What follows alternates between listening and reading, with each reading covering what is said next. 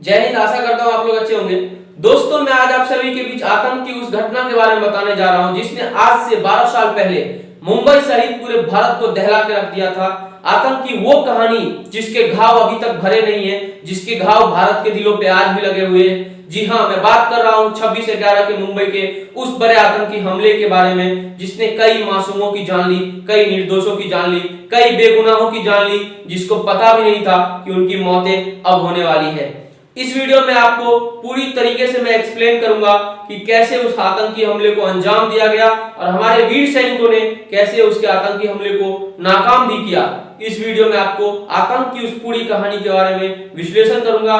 आप लोगों के लिए जानना जरूरी है कि कैसे हमारे देश के जांबाजों ने उस आतंकवादियों के सामना किया और कैसे हमारे देश को सुरक्षित किया। भारत के लिए सबसे बड़ा काला दिन 26 नवंबर 2008 की घटना जिसने कई घरों को मातम में बदल गया। कितने घरों की चिराग बुझा दिए, कितने घरों में उदासी छाई रही और उन घरों के साथ साथ ये देश भी कई दिन सन्नाटों में पसरा रहा। जी हाँ, 26 नवंबर 2008 की ये घटना जिस दिन देश के 10 दुश्मन अरब सागर के रास्ते मुंबई में दाखिल हुए और सबको अपना बनाने वाली मुंबई में दाखिल होके मुंबई को लहूलुहान कर दिया। सबसे पहले ये लोग अपने उस जहाज में शामिल हुए जहां पे इनको इनके मिशन से शुरू सारी जानकारियां देनी थी।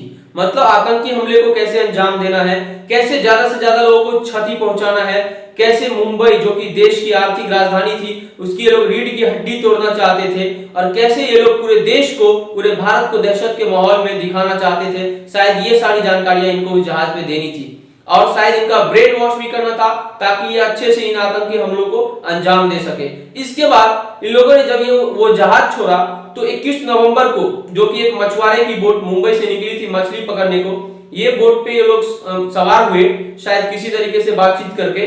और अमरीश सोलंकी नाम का व्यक्ति जो कि बोट चला रहा था, उसकी बोट कुबेर नाम की बोट पे ये लोग सवार हो गए, फिर मुंबई की ओर आए। और रास्ते में जब ये लोग वो कुबेर नाम की बोट को भी ये लोग छोड़ने लगे तो इन्होंने उस अमरीश सोलंकी नाम के व्यक्ति की भी गला रेत कर हत्या कर दी और बाद में उसी बोट से 2 रबर की नाव लेकर ये लोग मुंबई में दाखिल होना शुरू किए। इन लोगों के प्लान के तहत इन लोगों को 5 टीम में बंटना था। मतलब इनकी जनसंख्या टोटल 10 थी और इन लोगों का यही प्लान था कि 5 टीमों में बंट के इस आतंकी हमले को अंजाम दिया जाएगा। इनके पास इनके जरूरी के सारे सामान थे, लाइक ऑटोमेटिक राइफल्स, गोलियां, ग्रेनेड और कुछ वैसे ड्रग्स जो कि इनको नींद और भूख को रोकने में कामयाब बनाए। ऐसा मतलब उनके पास कुछ ड्रग्स भी था। ऐसा ये लोग लेके चले थे कि ताकि इनको रास्ते में या मिशन को, इन लोगों का जो आतंकी हमला था, इनको अंजाम देने में इनको किसी प्रकार की कठिनाइयां ना हो। इनकी दोनों रबर की नाव मुंबई के समुद्र के किनारे लगी। एक नाव जो है बिल्कुल ताज होटल के एकदम निकट लगी, जो कि मुंबई ताज होटल उसके जस्ट एकदम समुद्र के किनारे निकट लगी। और फिर ये लोग आगे धीरे धीरे अपना बढ़ना शुरू कर दिए। नाव से उतरने के बाद ये लोग अपने 5 ग्रुप में बट गए।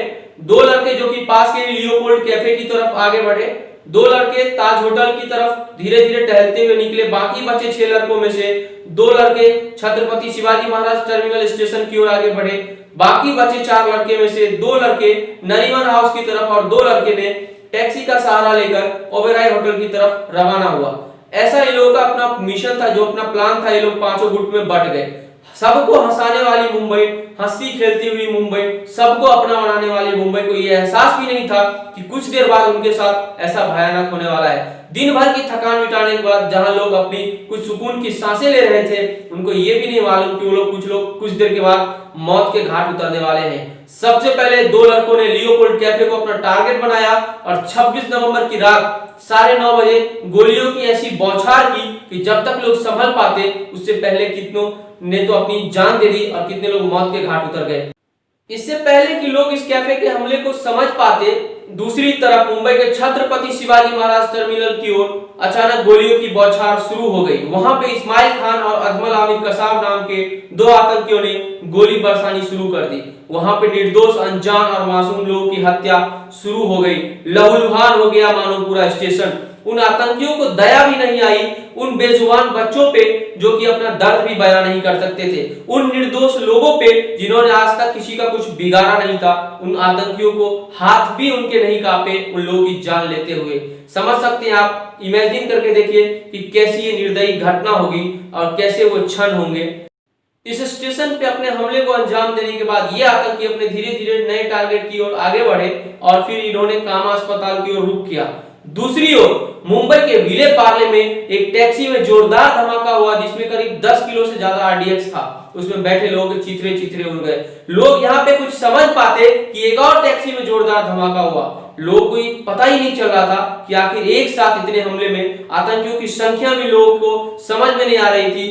पुलिस को समझ में नहीं आ रही थी कि आखिर कितने आतंकी हैं और ये अचानक एक साथ इतने हमले होने के पीछे क्या कारण है। कामा अस्पताल में गए आतंकियों ने वहां भी गोलियों की बौछार शुरू कर दी, जिसमें कि इकोनॉमिक ब्रांच के एसीपी सदानंद दाते बुरी तरीके से घायल हो गए। जिसके बाद मुंबई एटीएस चीफ हेमंत करकरे ने खुद कमान संभाली, जिसमें उनका साथ दे रहे थे एसीपी अशोक कामटे और एनकाउंटर स्पेशलिस्ट विजय सालस्कर। इन लोगों को जैसे ही सूचना मिली कि आतंकी कामा अस्पताल में छुपे हुए हैं, खुद ये लोग आगे बढ़ के नेतृत्व करने के लिए निकले।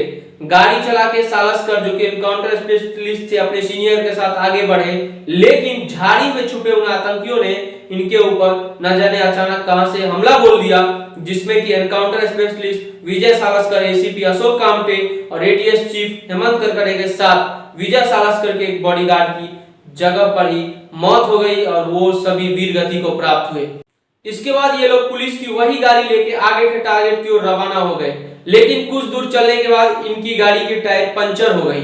मौत का सिलसिला वहीं थम जाता अगर सामने से आती हुई स्कोडा पर इन लोगों की एक नजर न पड़ती। इन लोगों ने सामने से आती हुई स्कोडा, सिल्वर कलर की जो स्कोडा थी, उसको जबरन अपने कब्जे में लिया और फिर उस पे सवार होकर आगे की ओर रवाना हुए। लेकिन इनका इंतजार कर रहे थे मुंबई के कुछ जाबाज वीर, जो कि इनका बेसब्री से इंतजार कर रहे थे और इनके साथ लड़ने के लिए सीना तान के खड़े हुए थे। मुंबई पुलिस से मुठभेड़ हुई, जिसमें कि इस्माइल खान नाम का जो आतंकी था वो मारा गया और कसाब नाम का जो आतंकवादी था उसने अपनी फायरिंग कंटिन्यू रखी। लेकिन उसी पुलिस में से एक एसीपी तुकाराम ओमले, जो कि वीर जाबाज थे, जिन्होंने अपनी जान की परवाह किए बिना उनके AK-47 राइफल्स का सामना किया और उसको जिंदा दबोचा और बाद में मुंबई पुलिस ने उसी कसाब को जिंदा अपने हिरासत में लिया। लेकिन दुख की बात है कि तुकाराम ओमले शहीद हो गए। वहीं दूसरी तरफ ताज होटल धुधु करके जल रहा था और होटल ओबराय को भी इन आतंकियों ने अपने कब्जे में ले लिया था। वहां के लोगों को बंधक बना लिया था। कितनी दुख की बात है कि कितने निर्दोष और मासूम लोगों ने उनके सामने हाथ जोड़ी अपने जीवन की भीख मांगी, लेकिन उन आतंकियों को, उन हैवानों को, उन निर्दोषों, उन मासूमों पे जरा सी भी रहम ना आई कि जिन्होंने उनका कुछ नहीं बिगाड़ा था, उनकी जान लेने को वो लोग इतने खून के उनके प्यासे हो गए थे जिसकी आप तुलना भी नहीं कर सकते। फिर संभाली कमान सेना, पुलिस और एनएसजी के वीर जवानों ने। 27 नवंबर की दोपहर 12 बजे तक कुल 101 लोगों की मौत हो चुकी थी, 287 लोग घायल हो चुके थे, 14 पुलिसकर्मी भी शहीद हो गए और 9 विदेशी नागरिक भी मारे जा चुके थे। शाम को 5 बजे मनमोहन सिंह, जो कि उस समय के तत्काल प्रधानमंत्री थे, उन्होंने ये घोषणा की कि ये आतंकी हमले के पीछे कुछ विदेशी तथ्यों का, कुछ विदेशी अहिंसकों का हाथ है, जिसके बाद उन्होंने देश को ये चीज संबोधित करके जानकारी दी। इसके बाद अगले दिन 28 नवंबर की दोपहर को ओबेरॉय होटल को सुरक्षित किया गया। वहां से 93 लोगों को जिंदा बाहर सुरक्षित निकाला गया, जबकि 24 लोगों का शव वहां भी प्राप्त हुआ। इसके अलावा वो दोनों आतंकी भी मारे जा चुके थे जिन्होंने उस होटल को बंधक बनाया रखा था, जिन्होंने उस हमले को अंजाम दिया था। वहां पे पुलिस को दो AK-47 राइफल्स, एक पिस्तौल और कुछ जिंदा हैंड ग्रेनेड्स भी मिले। इसके बाद नरीमन हाउस में सेना ने अपनी कार्यवाही शुरू की और वहां के भी आतंकियों को ढेर कर दिया। लेकिन दुख की बात है कि एनएसजी के एक कमांडो वहां पे शहीद हो गए, जबकि एक कमांडो घायल हो गए। इसके बाद 28 नवंबर की पूरी रात को सेना और आतंकियों के बीच जबरदस्त मुठभेड़ हुई, लेकिन अंततः आतंकी मारे गए। और अगली सुबह 9 बजे एनएसजी के चीफ ने देश को संबोधित करते हुए बताया कि हमारा जो है आतंकी हमला जो है उससे हमारा मुंबई पूर्णतः सुरक्षित है। इसके बाद लोगों ने सुकून की सांसें ली। लेकिन दुख की बात यह है कि उसमें हमारे बहुत सारे वीर योद्धा शहीद हो चुके थे, बहुत सारी जो है कठिनाइयों का सामना करना पड़ा हमारे सेना को, हमारे पुलिस को और हमारे जवानों को। लेकिन इसके बाद भी ये सफलता थी कि 9 आतंकी मारे जा चुके थे, जबकि एक आतंकी जिंदा दबोचा जा चुका था। इस पूरे हमले में उन्होंने 2 सैटेलाइट फोन का यूज किया और जो उन्होंने सिम कार्ड का यूज किया वो दिल्ली और कोलकाता से लिए थे। मतलब आप समझिए कि इनको जो सिम कार्ड प्रोवाइड किया गया था वो इंडियन सिम कार्ड था, मतलब इंडिया का कोई ना कोई तो इनके सपोर्ट में था ही। समझिए कि देश के अंदर छुपे हुए गद्दार क्यों ऐसा काम करने के लिए आतुर हो जाते हैं कि उनको अपने वतन से मोहब्बत नहीं रहती, उनको दूसरे लोग इतने प्यारे क्यों लगते हैं और अपना देश इतना खराब क्यों लगता है। थू आती है, घृणा आती है ऐसे लोगों पे। जिस देश में तुम पैदा हुए उस देश के अगर तुम भक्त नहीं तो न माँ का तूने दूध पिया और बाप का तुझ में रक्त नहीं। आप लोगों से विनम्र निवेदन है कि इन वीरों के लिए अपने दिल से, अपने भावना से श्रद्धांजलि अर्पित कीजिए ताकि इन वीरों की आत्मा को शांति प्रदान हो सके। ये ऐसे वीर थे जिन्होंने अपने देश के लिए, जिन्होंने अपने समाज के लिए, जिन्होंने अपने राज्य के लिए, जिन्होंने अपने लोगों के लिए अपने जान हंसते हंसते न्यौछावर कर दिए। ये ऐसे वीर थे जिन्होंने आपकी सुरक्षा के लिए, जिन्होंने हमारी सुरक्षा के लिए कि आप अपने सुकून की सांस ले सके, आप चैन से रह सके, इसके लिए इन्होंने अपनी जिंदगी कुर्बान कर दी। जरा सोचिए कि हमारे देश में कैसी देशभक्ति अभी भी है। तो मैं आशा करता हूं कि आप लोग को ये वीडियो अच्छी लगी होगी। तो इसी तरह अपना प्यार और आशीर्वाद दीजिए ताकि मैं आप सभी लोगों के बीच इसी प्रकार की नई नई वीडियो लाता रहूं जिसमें कि हमारे देश के वीर जवान, जिसमें कि हमारे देश के वीर योद्धाओं की वर्णन हो, जिसमें हमारे समाज के नए लोगों की विचारधारा हो, जिसमें समाज की एक नई चेतना हो और समाज के विकास का एक नया संकल्प हो। तो यही चाहता हूं, अपना आशीर्वाद और अपना स्नेह इसी प्रकार बनाए रहिए। आप लोग हंसते रहिए, मुस्कुराते रहिए। जय हिंद, वंदे मातरम।